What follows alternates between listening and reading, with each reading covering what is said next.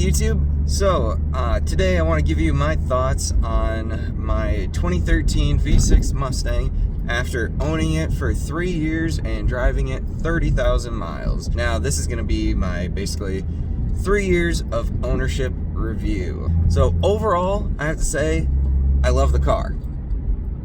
There's a few things here and there that upset me about it and that I wish were a little bit better, but I mean, for the most part, it's been pretty good. So, let's start off with the good stuff. We'll start with performance. This car is 305 horsepower crank, and I don't know, they put about 270-ish to the wheels or something. I've never had this dynoed specifically, so I wouldn't be able to tell you any exact numbers. When you get up and put your foot down, like, you're definitely gonna get a bit of tire squeal, and like it's gonna put you back in your seat. The fastest 0 to 60 times on a drag strip usually are in about the mid 5-second range, which I mean, for a V6 that's pretty dang good, especially from the 2013 era. If you compare the 3.7 V6 to the 4.6 V8s from the prior generation of Mustangs, they're just as fast, if not faster, especially depending on like your gearing and stuff. Now on the top end, they're still gonna get you just because you are lacking those other two cylinders, but like from a dig, you're pretty dead even. It's honestly a fun daily driver.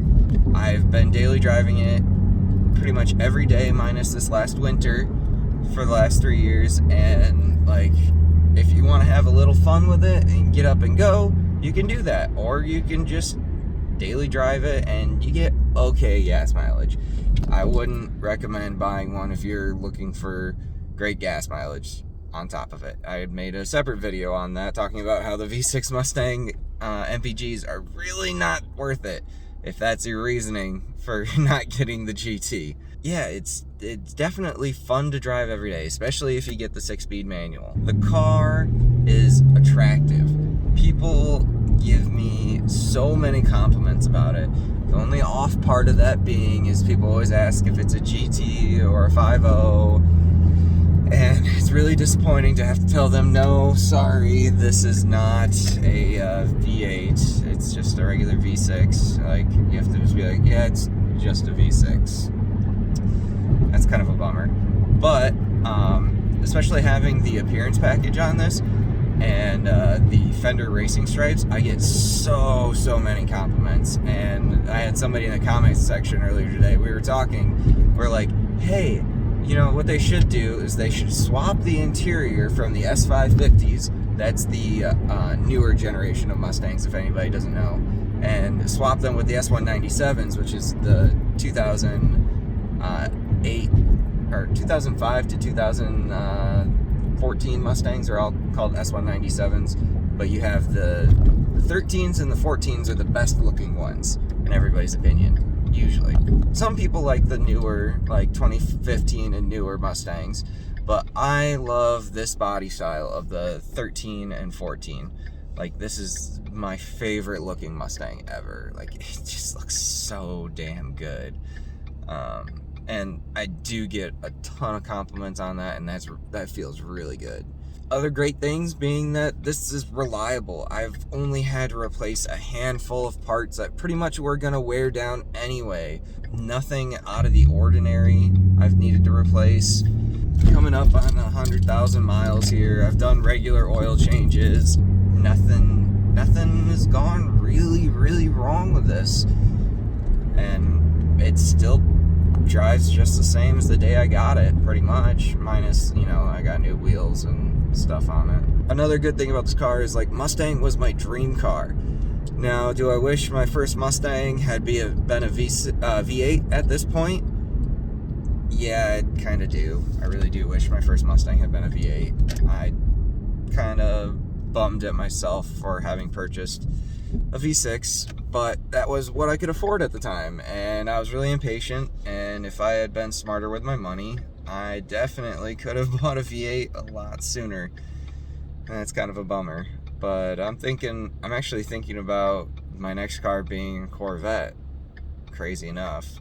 Oh yeah, Mustang guy switches to Chevy. I still love Mustangs, but I think the value for the money of the Corvette's a lot better. But anyway, that's another whole video topic to come up there. We got one more good. The sequential turn signals are awesome. Like, I love that. Every time I walk up behind this car, the whole look of the rear end, I guess this just goes with the whole look of the car still.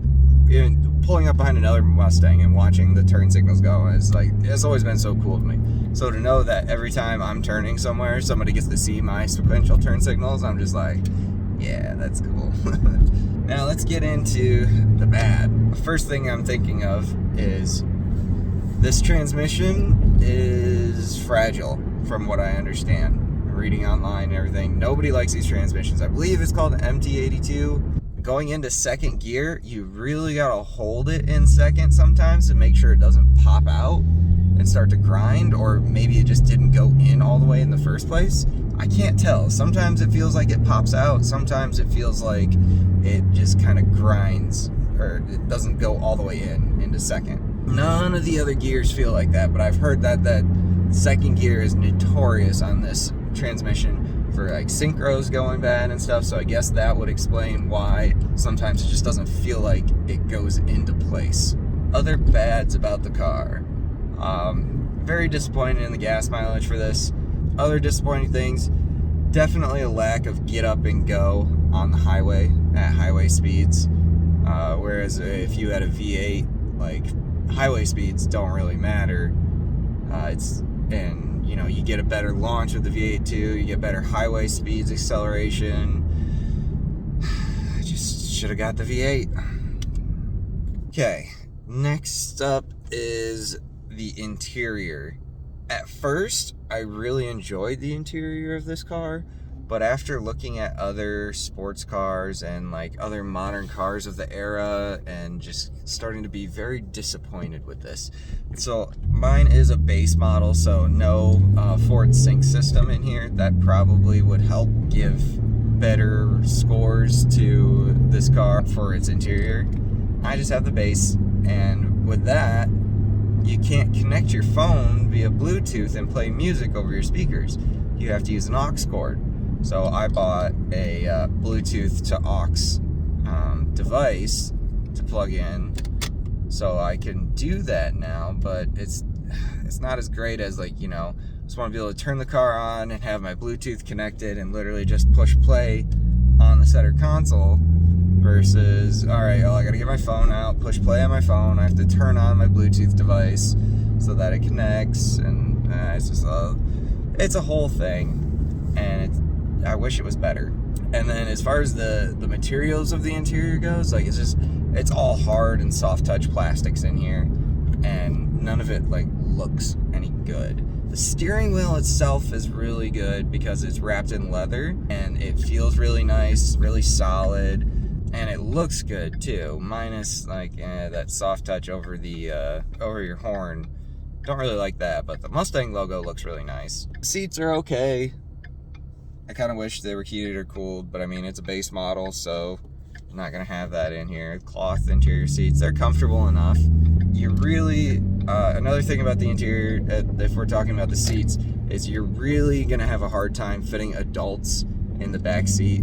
They can fit back there, but I wouldn't do any prolonged trips because you as the driver are going to be squished. I already sit a bit closer to the steering wheel personally, because I feel like the range of the clutch is too far for me. Like, I'm 6 feet tall and I sit relatively close to the steering wheel just so that I can be able to reach the bottom of the clutch.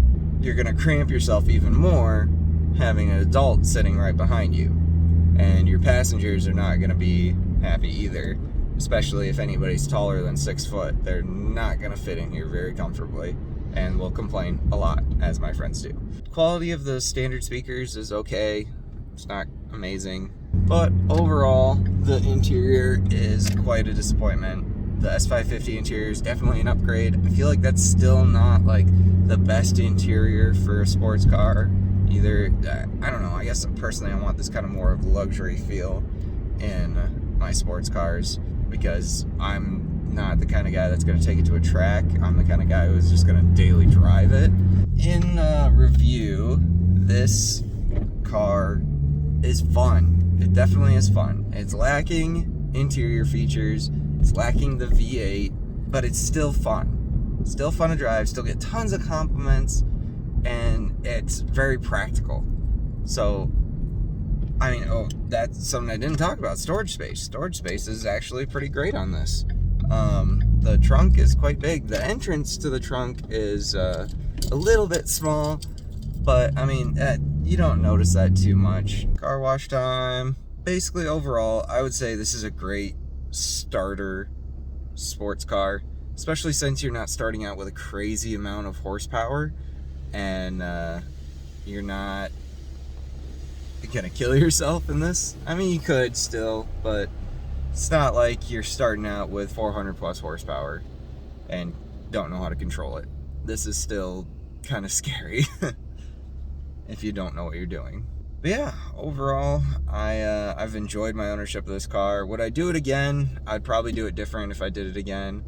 But this has been a great car. I love her to death, and yeah, I probably am gonna go to a Corvette next.